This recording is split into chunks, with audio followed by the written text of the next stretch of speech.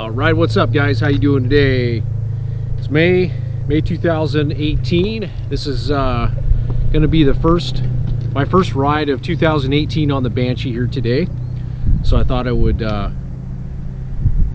give you guys a rundown on a couple of new things on the Banshee. Got a couple of new parts going on. We had a couple of new additions on the Banshee. It's a nice day today. We're looking, the wind isn't too bad out. We're here at Goose Pasture staging, Florence, Oregon. Just myself here today. Got a couple of other people, a couple of others.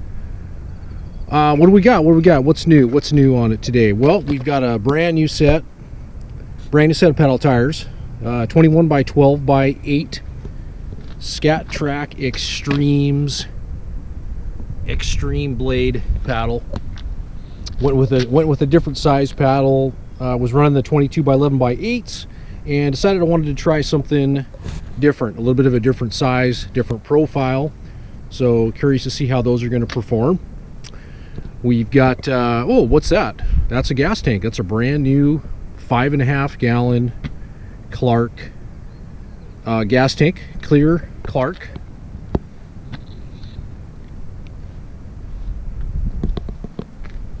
Something I ordered last year and looks really good. I like how it fits with the desert seat, the desert seat configuration. That works out pretty good.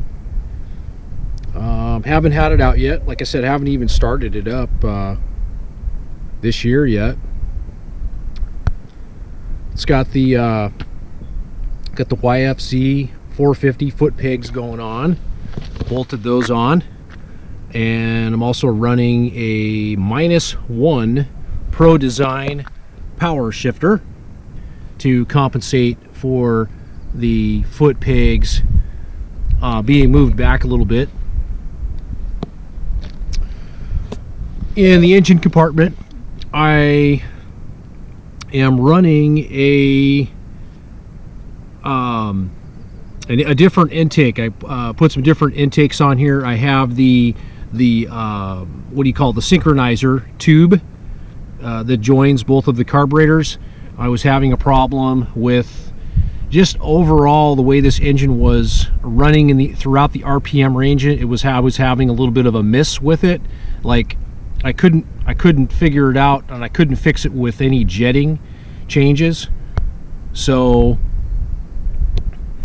I put the tube back in. This is a SERVAL, so it has lower port timings, and apparently running the tube, it can run a little bit smoother. So I have ran it once with this setup in, and it did smooth it out more, but it wasn't a very good test drive. So this is going to be a good test drive to see the difference, and I'm expecting it to run a lot more smoothly throughout the RPM range. So just swapped out the intakes, different set of intakes, brand new UPP intakes. Other than that, guys, that's about all for right now. What do you say we get it fired up and go take it out for a spin? Somebody online was asking me about these ramps that I use. They're just basic. I think these are called, like, I forget the brand of these. I've had these things for like over 20 years, these bolt-on parts, but they're basically just 2 by 10 pieces of lumber. I have seen people bolt that end also on to this end as well, and have that on both ends. I have seen that done, but yeah, they're really sturdy. They do have a hook underneath. Not sure if you're going to be able to see that.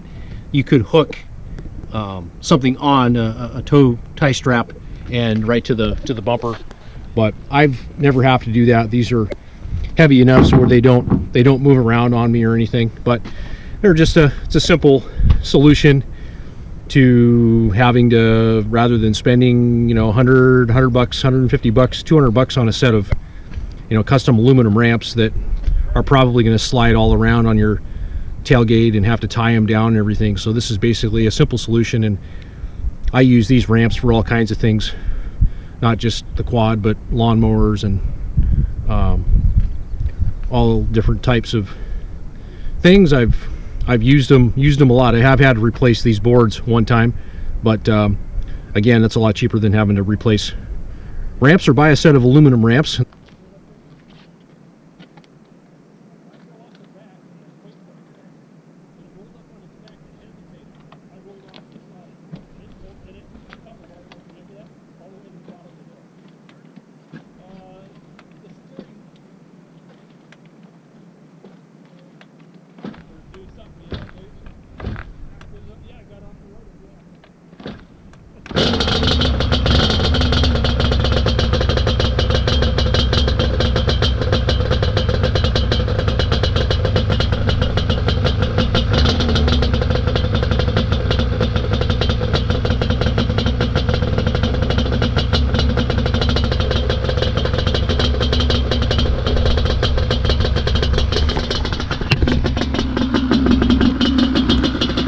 I just noticed one thing. My pingle is leaking a little bit of gas. Looks like I'm going to have to take that apart and fix that.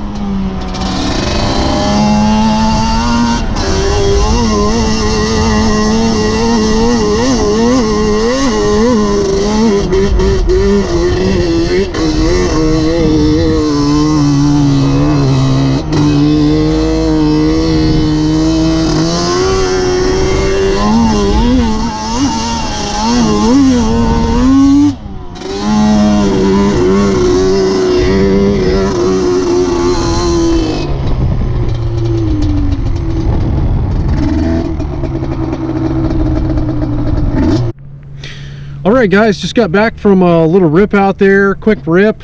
So far so good. Pedal tires are hooking up really good. I was getting a little bit of vibration out of them, so I took the air pressure down from 8 pounds to 6.5 pounds. Gonna give that a shot. So yeah, these are 21 by 12 by 8 9 paddle extreme haulers. I bought these off of Rocky Mountain ATV. They had the best price and the best shipping. I'm running 8 pounds of air in the front tires. There's another look at the Kickstarter or the foot peg, the YFC 450R foot peg on this side. I am not running a Kickstarter stop, and that's working out really good. The kick shift lever is working out really good. Happy with that. So all in all, it's awesome. The tank is working out good. I love it now that I can see through, and see how much fuel is in the tank. So this is probably one of the best upgrades I think you can do on a Banshee, in my opinion, besides all of the the obvious things. And running this dual pingle on here, I am getting a little bit of fuel leakage. I did reuse the pingle gasket. They did give me a gasket that came with this tank, but I'm gonna have to end up taking that apart and just resealing it. What else we got going on? Just picked these up. These are some Mechanics fast fit gloves for riding. This is another solution. I think I bought these on Amazon, and I paid like I think like $9 for them. It's a lot cheaper than paying for the riding the riding glove brands, but that's what I use. It works for me. Find a glove that fits you well.